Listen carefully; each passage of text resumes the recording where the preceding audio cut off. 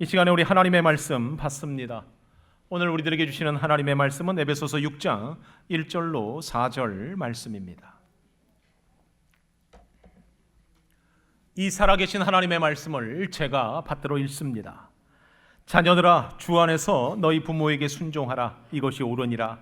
내 아버지와 어머니를 공경하라. 이것은 약속 있는 첫 계명이니 이로써 내가 잘 되고 땅에서 장수하리라. 또 아비들아, 너희 자녀를 노엽게 하지 말고 오직 주의 교훈과 훈계로 양육하라. 아멘. 이 시간 하나님의 은혜와 사랑과 축복하심이 우리 모두에게 임하기를 주님의 이름으로 축복합니다. 아멘. 여러분, 한 주 동안 평안하셨습니까?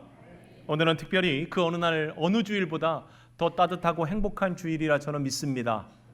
여러분들은 아닌가 봐요. 그지요?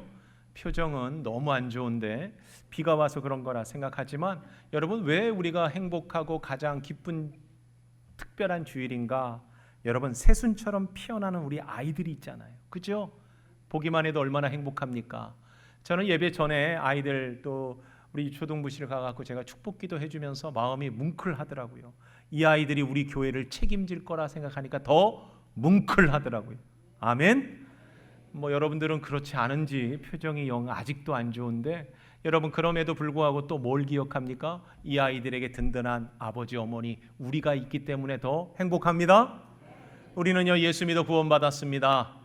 예수 믿어 구원받은 가정이요 얼마나 행복을 누리는지 여러분 꼭 기억하시고, 이날요 여러분들의 수고를 제가 특별히 감사드리고 칭찬하며 우리 하나님 앞에 영광의 박수 올려드리도록 하겠습니다. 여러분, 사랑하고 축복합니다.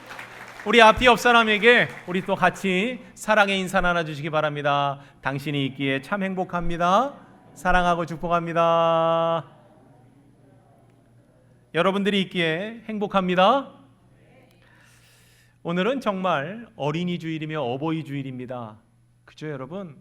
참 의미 있는 날이라 생각을 합니다. 이때마다 우리가 하나님의 말씀을, 동일한 말씀을 나누지만 우리의 마음속에 늘 우리의 가정이 복되기를 바라고, 우리의 자녀들이 정말 이 땅에서 영향력 있고 하늘의 복을 누리는 그러한 가정이 되기를 소원합니다.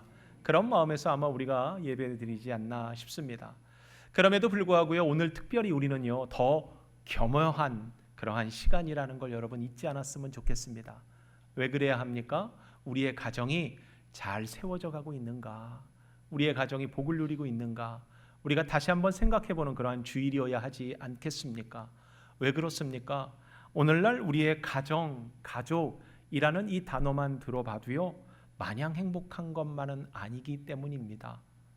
우리의 가족이 얼마나 많이 행복한가? 마치 어떤 사람은 이런 비유를 했어요. 현대의 가정은 폭풍우 속에 작은 돛담배와 같다.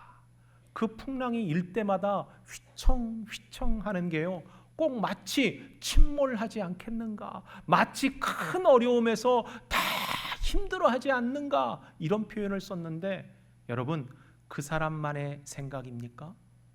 우리의 생각 아닙니까? 현대 가정의 많은 부분에서 보면은요, 부모가 자녀를 뭐 하려고 합니까? 소유하려고 합니다.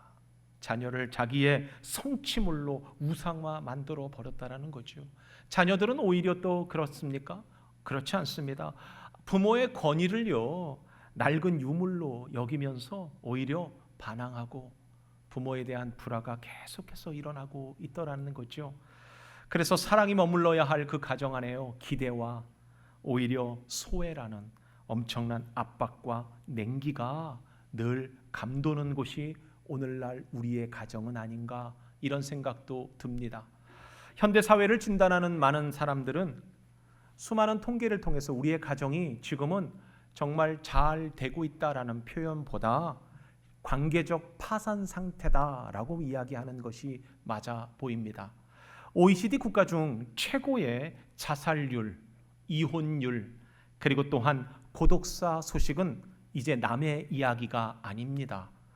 2000년 5월 21일 이 나라 이 땅에서는요 엄청난 경종을 일으키는 사건이 하나 있었습니다. 여러분 기억하실지 모르겠는데, 경기도 과천에 고려대를 다니다 휴학한 24세의 이은석 군이 집에서 잠을 자던 어머니를 망치로 살해합니다. 그리고 4시간 뒤에 귀가한 아버지에게도 동일하게 같은 방법으로 살해하는 사건이 일어납니다. 너무나도 큰 충격을 주는 사건이었습니다. 이은석 군은 범행 이후에 부모의 사체를 잔혹하게 훼손하고 여기저기 유기하여 그 일을 은폐하려 하였습니다.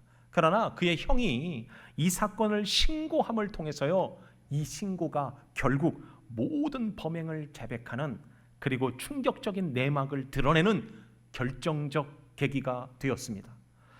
이은석 군은 어릴 적부터 부모로부터 큰 학대를 받았다고 합니다.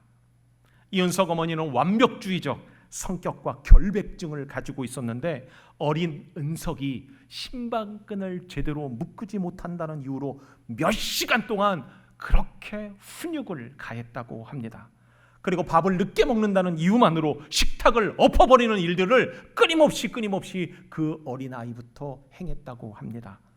더군다나 그 아버지는 해군 장교 출신이었는데 가부장적이고 고압적인 성격으로 자녀들에게 굉장히 무서운 면모만을 보였고, 심지어 아내의 학대를 전혀 관심하지 않고 방관하였기에 오히려 가정은 더 불화 속에 놓이게 되었다고 합니다. 아버지는요, 너 같은 놈은 죽어야 돼, 너 같은 놈은 죽어야 돼 하면서 그 아이에게 욕을 서슴지 않고 행했으며, 성인이 되어서도요 학대를 가하였는데, 대학생이 된 이후에도 통행 금지 시간을 정해놓고 단 1분만 늦어도 밤새 기합을 주었다고 합니다.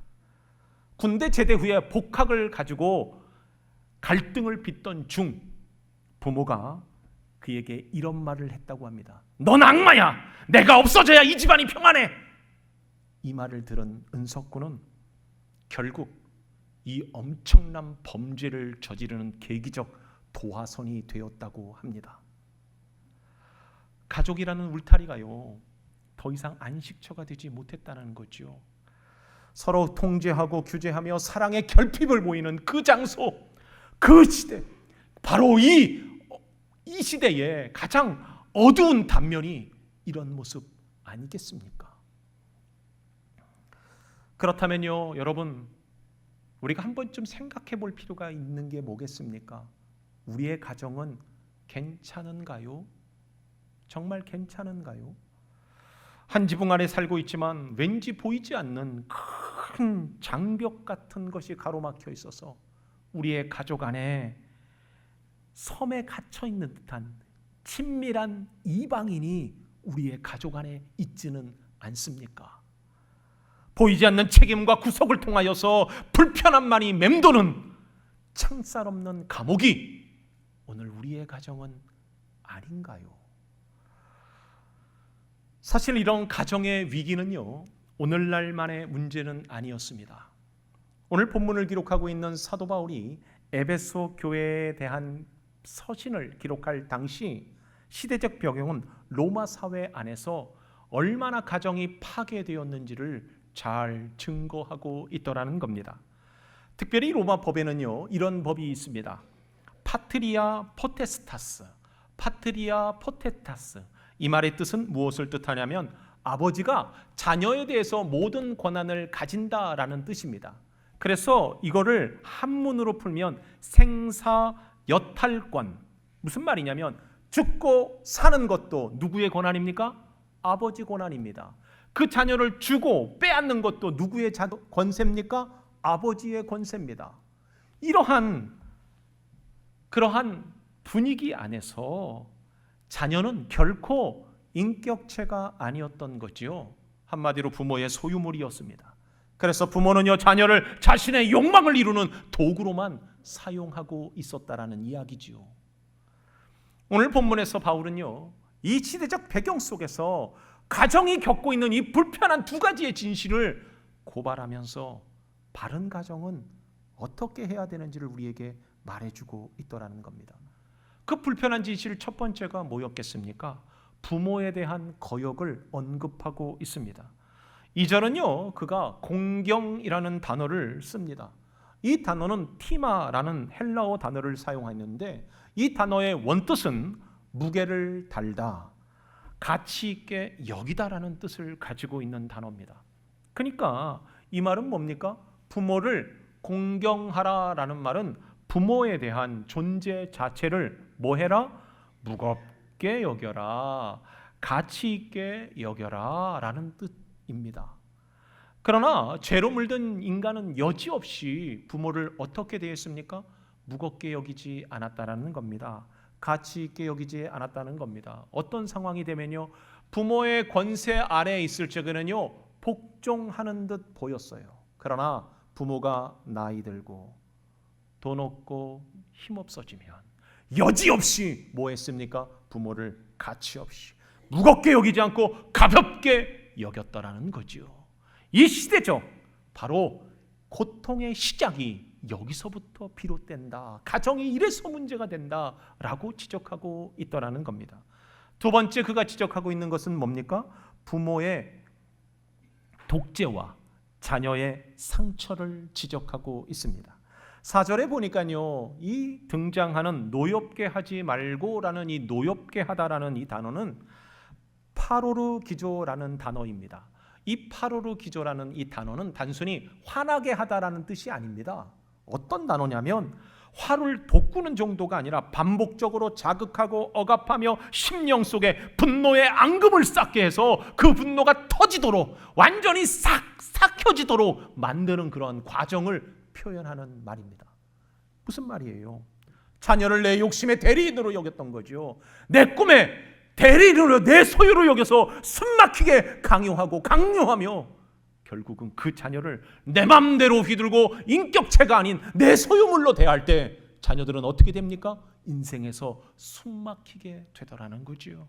인생에서 상처받게 되더라는 거죠. 바른 일을 행하지 못하고 오히려 자녀가 무력해지고 문제가 생기는 건 어디서부터 비롯되어집니까? 부모의 욕심, 부모의 교만으로부터 비롯되어진다는 거죠. 왜요? 우리 가정에 흘러야 될 아름다운 사랑과 권면과 세움이 사라지고 부모와 자녀와의 갈등, 아픔, 이것은 결국 하나님의 거룩한 질서를 파괴하는 바로 내가 주인 되려고 하는 마음, 부모는 부모가 주인 되려고 하고 자녀는 자녀가 주인 되려고 하는 이 죄악된 모습에서 비롯되었음을 말하고 있더라는 겁니다. 그렇다면 여러분, 혹여나 우리의 가정은 어떻습니까? 여러분, 부모를 너무 가치 없이 부모의 존재를 가볍게 여기고 있지는 않습니까? 혹시 우리의 자녀들을 내 소유물로, 내 욕망을 이루는 도구로 그렇게 마구 휘두르고 있지는 않습니까? 우리는 그래서는 안 됩니다. 그래서는 안 됩니다. 왜 그렇습니까? 여러분, 가정의 달을 맞은 우리가 다시 한번 우리 가정을 살펴볼 때, 여러분, 부모는 우리가 존경해야 될, 그리고 무겁게 여겨야 될 대상이라는 것을 말씀하시듯 부모에 대한 관계를 우리가 바로 세워야 하며, 자녀는 내 소유물이 아니라 하나님이 맡기셨던 정말 청지기로서의 모습을 우리가 가져갈 때 우리의 가정이 바로 세워짐을 여러분 잊지 않기를 바랍니다. 그러면 여러분, 우리가 어떻게 해야 할까요? 어떻게 해야 우리 가정이 바로 세워져 갈 수 있을까요? 성경은요, 이것에 대해서도 우리에게 대안을 제시하고 있더라는 거죠. 1절이 그 제시입니다. 우리 1절을 같이 한번 읽어보도록 하겠습니다. 자녀들아, 주 안에서 너희 부모에게, 자녀들아, 주 안에서 너희 부모에게 순종하라. 이것이 옳으니라. 어디 안에서요? 어디 안에서요? 주 안에서. 나 안에서, 내 감정 안에서, 내 여유 안에서, 내 조건 안에서, 내 상황 속에서가 아니라 주 안에서. 주 안에서. 이 엔퀴리오라는 이 단어 여러분 잊지 않기를 바랍니다. 이 전치사구 단 한 절 때문에 세상의 가정과 기독교 가정이 구분되는 분명한 본질을 여기에 담아내고 있더라는 겁니다. 기독교 가정은 어디 안에 있는 가정입니까? 주 안에서 있는 가정입니다. 무슨 말이에요? 부모와 자녀와의 관계성 속에서 감정이 있는 것이 아닙니다. 소유가 있는 것이 아닙니다. 욕망이 있는 것이 아닙니다. 오직 뭐 안에서입니까? 주 안에서 주님이 드러나야 합니다. 여러분, 부모하고 자녀하고 물질 때문에 많이 싸우잖아요. 자존심 때문에 많이 싸우잖아요. 그 욕망, 욕구 때문에 얼마나 많이 갈등하며 정말 이 우리 가정들이 파괴되는지 여러분 잘 알고 있잖아요. 그러나 주 안에 있으면 우리의 가정은 바로 세워지는 줄 믿습니다. 여러분, 주 안에서 우리의 가정 우리가 잘 세워가야 됩니다. 두 번째 대안은 또 이렇게 얘기합니다. 자녀의 순종은 뭐 안에서? 주님께 하듯 하라. 어떻게 하듯? 주님께 하듯 하라 라고 말합니다. 여기에 순종이라는 단어에 우리가 조금 관심을 가져야 되는데요. 이 순종이라는 헬라어가 히파쿠오라는 단어입니다. 이것은 뭐뭐 아래서라는 휘포와 그리고 듣다라는 아쿠어가 합쳐진 단어입니다. 그러니까 우리가 순종이라는 단어는 뭐예요? 아래서 듣는다. 뭐라고요? 아래서 듣는다. 순종은 뭐라고요? 아래서 듣는 겁니다. 순종은 다른 게 아니에요. 부모에게 돈 갖다 주고 부모에게 뭔가 좋은 일 해주고 맛있는 거 먹여주고 이런 게 아니라 순종은 뭐라고요? 아래서 듣는 겁니다. 뭐라고 말씀하셔도 아유 어머니 좀 가만히 좀 계셔요. 아버지 아우 모르면 좀 가만히 있어요. 아 왜 자꾸 이렇게 얘기를 해요? 이게 아니라 뭐예요? 아래서 듣는다. 할렐루야. 여러분, 그것이 부모에게 해주는 순종입니다.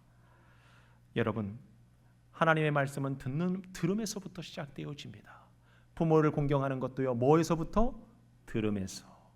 설령 여러분 틀린 얘기 할지라도 듣는 여러분의 은혜가 있기를 축복합니다. 또 한 가지의 대안이 뭘까요? 부모의 양육에 대한 이야기를 하고 있습니다. 그 양육은 어떻게 해라? 주님의 성품으로 해라. 뭐라고요? 주님의 성품으로 해라. 오늘 본문 4절이죠. 우리 4절을 같이 한번 읽어보도록 하겠습니다. 우리 같이 읽습니다.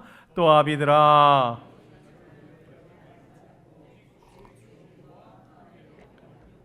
오직 주의 교훈과 훈계로 양육하라. 아멘. 바울은요, 주의 교훈과 훈계로 양육하라 라고 말하고 있습니다. 여러분, 이 교훈이라는 이 단어가요, 파이데이아라는 단어입니다. 이것은 단순한 지식적 전달을 얘기하는 게 아니라 전인격적 훈련과 교육을 뜻하는 말입니다.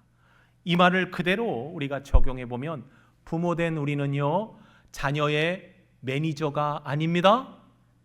돈을 어떻게 벌어야 하는지, 네가 사회에서 어떻게 잘 살고 잘 먹고 능력 있게 되는 그런 매니저가 아니라 부모의 모습은 뭐여야 합니까?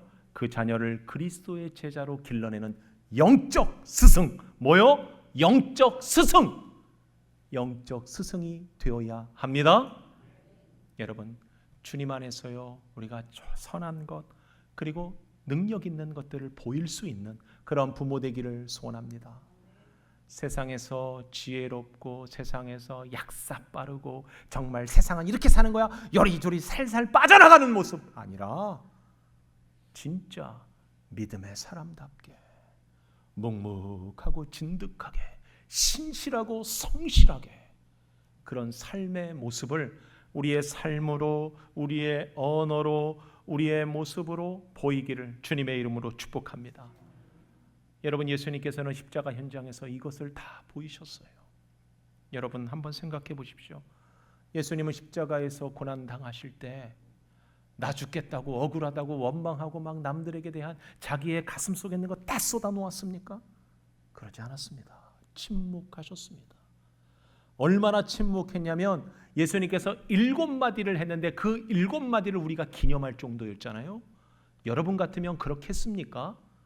얼마나 그 김씨, 이씨, 내가 이 사람한테 돈 빌려줬는데 안 갚고 내가 억울하게 이런 얘기하고 막 야 내가 이거 억울하게 내가 이거 별 얘기 다 했겠죠. 그런데 예수님은 그러지 않고 뭐 얘기하셨습니까? 요한에게 요한아 네 어머니다. 어머니 보십시오. 아들입니다. 지금 뭐 하는 거예요?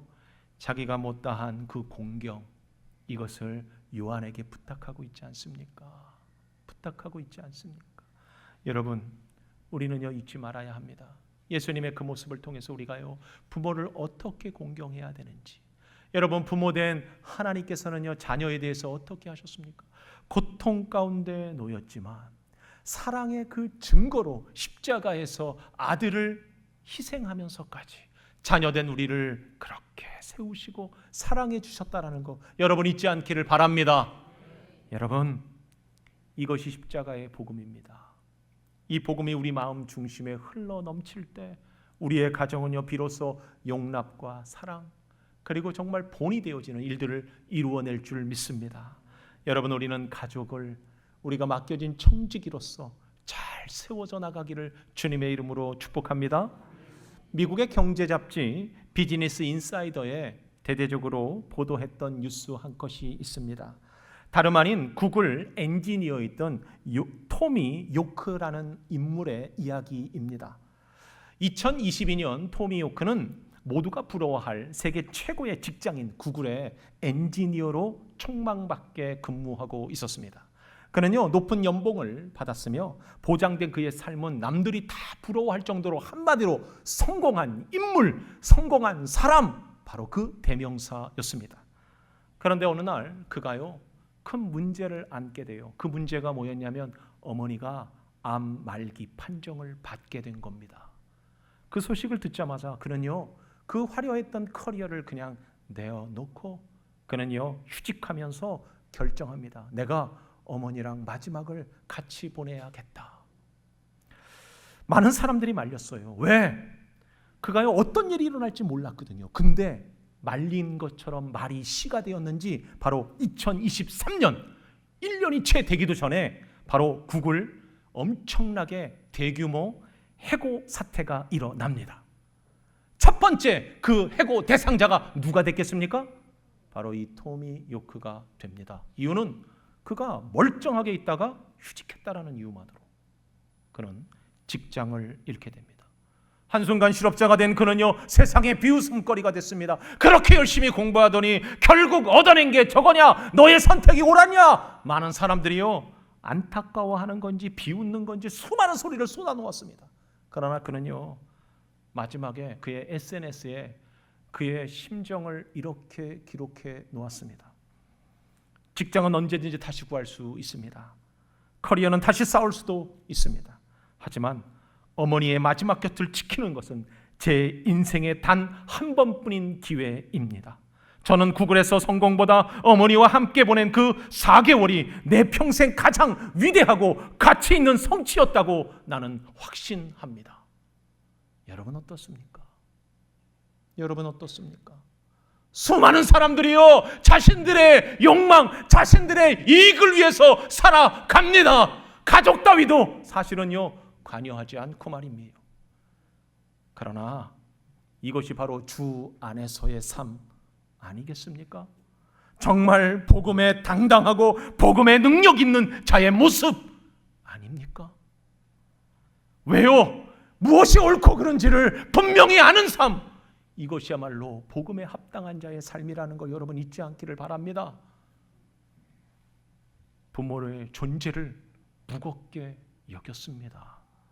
그 선택을 결코 후회하지 않았고 메마른 이 세상에 하나님의 사랑이 무엇인지 옳고 그른 것이 무엇인지를 그가 삶으로 드러내었기에 위대한 삶 맞습니다. 사랑하는 성도 여러분, 하나님께서는 우리의 가정 안에요 소망을 가지고 계셔요. 그 소망이 뭘까요? 지질이 궁상 떨면서 싸우고 서로 미워하고 착취하려고 그러고 막 다스리려고 그러고 막 이런 모습인가요? 아닙니다. 우리의 가정 안에요 하나님의 나라의 모형, 천국의 모습이 드러나기를 하나님은 여전히 원하고 계십니다. 그럼 어떻게 해야 할까요? 여러분, 우리 안에 하나님의 그 모습을 드러내는 가정으로 만들어 가시기를 부탁을 드립니다. 그러기 위해서 여러분 오늘 제가 숙제를 하나 내드리도록 하겠습니다. 저도 할 자신은 없는데 그냥 한번 해보는 거예요. 여러분 집에 가시걸랑 부모님이 계시면요 여러분 따뜻한 말 한마디 해주시기를 바랍니다. 안 계시니까 아멘 크게 하시는 분 것 같은데 여러분 계시는 분들은 꼭 부모님 손을 잡고 이렇게 인사했으면 좋겠어요. 나의 뿌리가 되어 주셔서 감사합니다. 저를 낳아주시고 길러주셔서 감사합니다. 여러분 자녀들이 있다 그러면 뭐라고 얘기하면 좋을까요? 내 자녀여서 너무 고맙다. 닭살 돋습니까? 내 자녀여서 너무 고맙다. 너무 자랑스럽다. 안아주시고 칭찬도 하시고 여러분의 말로 사랑을 한번 표현해 보시기를 바랍니다. 사랑하는 성도 여러분, 우리가 주님의 사랑 안에서 우리의 가정을 자꾸 보듬고 사랑으로 세워가면 우리의 가정이 작은 천국 될 줄 믿습니다. 이번 한 주간 하나님의 은혜가 우리 가정 안에 일어나기를 소망합니다. 그 가정에 사랑이 넘치고요, 주 안에서 모든 일들이 이루어지면 하나님께서 우리의 가정 안에 놀라운 복들을 이루어 주실 줄 믿습니다. 그런 가정 되기를 주님의 이름으로 축복합니다.